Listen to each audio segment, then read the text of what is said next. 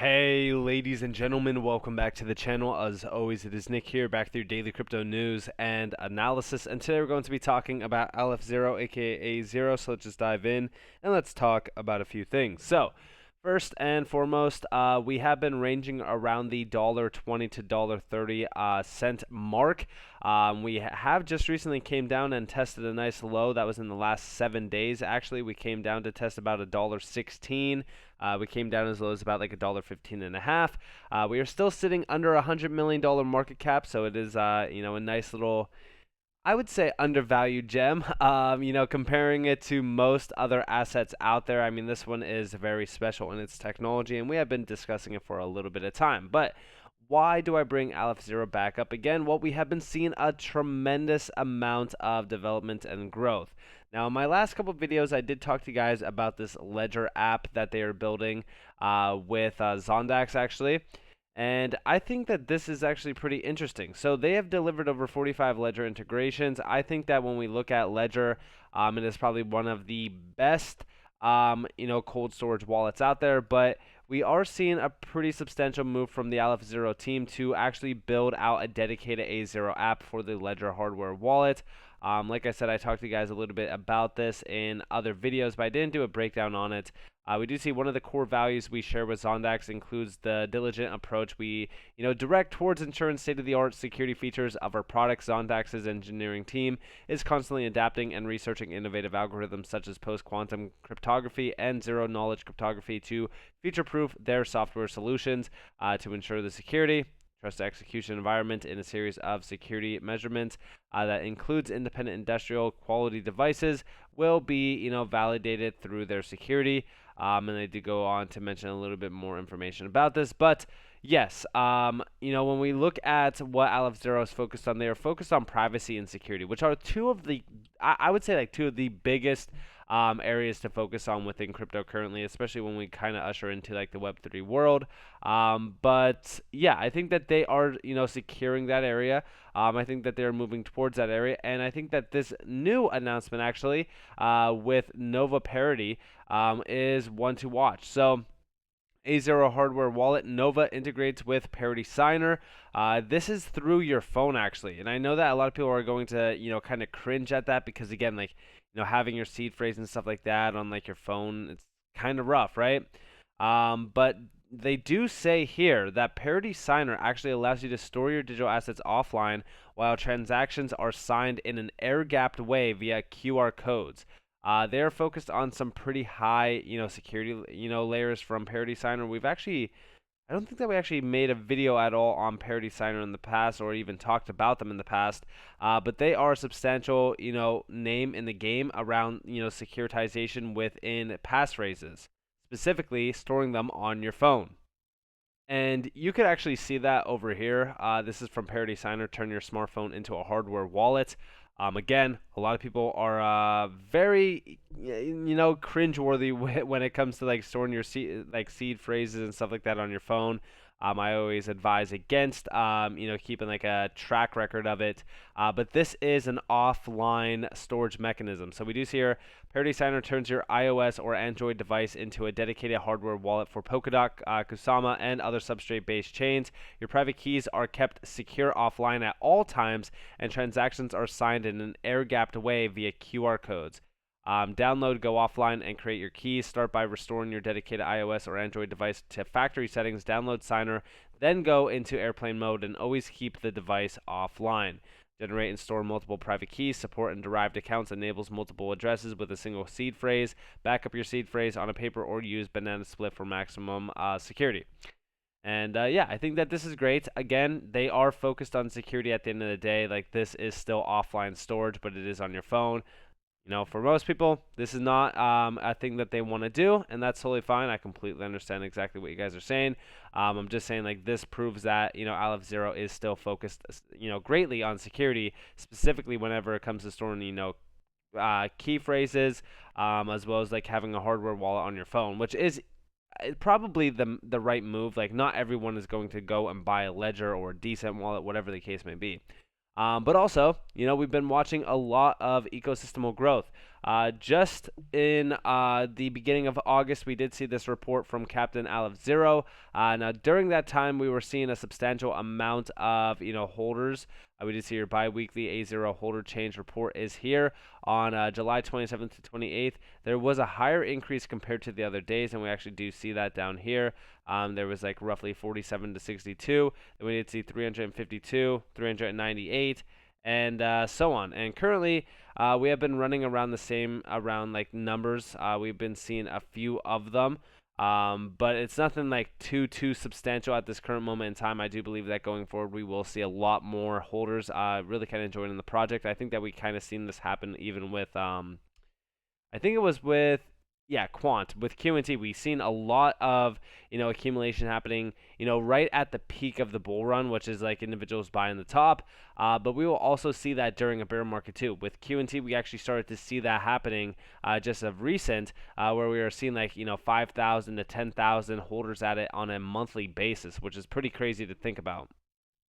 But we will also see that for something like Aleph Zero. I think that this thing is going to rally pretty hard into the next major cycle, and we're going to be discussing a little bit more about that here in a second, but I also want to just share with you guys a few other statistics. So we actually do see here from Referral Launchpad, which is, again, like an IDO platform on Aleph Zero.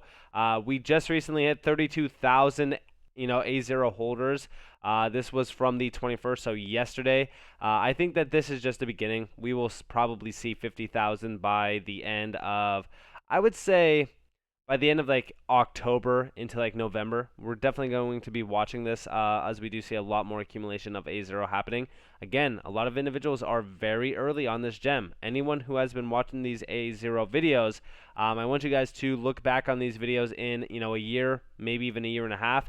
Telling you, this entire space, including Aleph Zero, is going to look completely different. Also, we just recently hit 700 smart contracts. Yeah, now we're already at 800. 8 weeks since the Aleph Zero A0 smart contracts launched on the testnet. Meanwhile, we kept up with the 100 smart contracts per week average and have 800 now. Personally, I'm really excited on the mainnet impact of these early builders. Keep the great work on, folks. And remember what I just said when we hit about 700? I was like, listen, we're adding about like 100 per week. This thing is going to be, doing some very major moves once the mainnet launches. I'm telling you guys, pay attention for that mainnet with all of these smart contracts going live. This is what derives value and volume to the network. And I think that when we really kind of look at A0, the network effects from a lot of these major, assets, or I shouldn't say assets, but smart contracts going live, are going to change the entire, space for Aleph Zero. I think that it's going to really kind of show people who, Aleph Zero is, what A0 is as a token, and why this ecosystem is one to continue to watch for. We've been seeing a lot of, great assets, or I keep saying assets, some great projects launching on Aleph Zero. Sorry about that. But also, we've just seen 50 community nodes running on the testnet, and this was in a very short amount of time. Shout out to Cryptstar and Mac for this. But yeah, I mean, like when we really kind of look at the growth behind the network going forward, I think that these numbers are going to statistically look like blips on, like when we really kind of look at a lot of these tokens, right? I think the biggest, thing that changes these tokens is not the cycle. I said this time and time again when I look at, a few projects. I don't care about what's happening during the time frame of an asset launching or an asset doing this, doing that. Bear and bull markets will come and go. The thing that changes this space is, projects that are here to stay. And how can you find those projects that are here to stay? Well, you look at projects that are seeing major ecosystemal growth, that are continuously building, continuously focusing on a mission. And Aleph Zero has been that company. They have been continuously building out their mission statement in this game. And also, I actually just recently made a video. I want to say that was on either HBAR or XDC, where we were talking about Ethereum. And now we actually have a clarification on the merge behind Ethereum. Notably, there will be no increase in transaction speed nor decrease in gas fees after the upgrade. And you could actually read this entire breakdown from Cointelegraph. The thing that the reason why I bring this up is the funny thing about that is we have so many other great assets in this space better than Ethereum. To me personally, I never really got the hype behind Ethereum. I mean, you look at the statistics behind it, you look at the network effects. Like, sure, it has done great, but you look at these other assets in the space, technology, stack wise, and there's nothing like it. I mean, Aleph Zero's tech stack, I personally love it. You look at like everything behind it, from like the security aspect to scalability, decentralization, everything behind it speaks volumes. We even talk about this with Hedera, right? Hedera's absolutely killing the game. Zinfin, killing the game. A lot of these networks are doing things completely diverse compared to Ethereum. I'm not saying like, hey, Aleph Zero is going to be an Ethereum killer. No, because listen, we've heard the Ethereum killer speech so many times in the past. Yeah, sure. I think that a lot of these networks could very well rally against it. But until Ethereum really kind of, loses its traction as like one of the most utilized networks in the space, we're not going to see the next major Ethereum. And there's so many tokens that could be the next Ethereum. But I'm not going to be the one that sits here and says, hey, this one's guaranteed to be no, because we don't know. We kind of just have to look at the tech stack. We have to look at tokenomics, because tokenomics are also very important, by the way, because when you even look at Ethereum, like, yeah, sure, it does have an inflationary mechanism to it, but it's still pretty, substantially low in regards to tokenomics. Like, if we actually go and look real quick, I actually forgot what the amount of tokens. So 122 million Ethereum. So again, that's a substantially low amount of Ethereum. But, again, you look at, Aleph Zero, it will have about, I think, like 600 million tokens after everything is fully released. That's not that bad of a token, amount to actually have for a network like this that could very well flow major amounts of volume over its network. Also, when we really kind of compare Ethereum 2.0 to Aleph Zero, it's like a night and day difference when you actually look at the underlying tech stack. 100,000 transactions per second from both of them, but you do see the major change when you look at the block time and transaction finality. Block time, 12 seconds to 1 second, 6 to 12 minutes to 0.9 seconds. Like, this is night and day. This is why we have been looking at these. I personally, when we look at these networks, I personally look at the tech stack and what they have achieved so far. The tech stack only gets these projects, like, the tech stack itself is very important. I'm not going to lie. Like, the tech behind it is very important, but also, what have they been, doing to build with that tech stack? Because, again, having that awesome amount of tech, behind something that's really not doing much doesn't really provide value. And we've actually seen this happen with a few networks that don't have a lot of live projects on it, and this actually stifles the growth. But also, Aleph Zero, you go back in time to even like August 11th. This is Aleph Zero blends public blockchains, private smart contracts. In this, they actually talk about like all of the layers behind it, but also we do see a major quote here, and that is, when solving the miner extraction value problem, we want to limit the information validators have about the actual transactions. Their role was reduced to order in transactions during the execution stage. If a decrypted transaction is valid, then the update to the underlying state is applied. And this is talking about solving that miner extraction value issue that Ethereum actually has. We just recently discussed this in a video where it was like, I think it was like a $1 trillion problem that they were actually having. I think that was the substantial amount to it. They do fully break this down here. I don't know if they actually give us a price point on that or anything like that, but they're just kind of talking about how the tech behind Aleph Zero is fundamentally completely diverse to other things. And, it's more so kind of focused on like, proof of work, as well as like Ethereum and, Bitcoin. There's a lot behind the scene that, many are just kind of missing. And the big missing point behind the scene isn't, hey, are we going to see peak adoption for this space? It's the idea that there's going to be problems that arise with a lot of these networks. And it's the networks that are inefficient, right? Because you're going to have that mass adoption, but you can't get mass adoption on things that cost you $200 to transact on, or on a network that is going to settle a transaction in minutes to possibly even hours. And we've seen this happen with Bitcoin and even Ethereum. And yeah, sure, there's centralized entities in this space like Lightning Network with Bitcoin that could help it transact faster, or even you see like kind of forks or bridges or even wrapped, this wrap that. Like that is just not the future that we're looking at.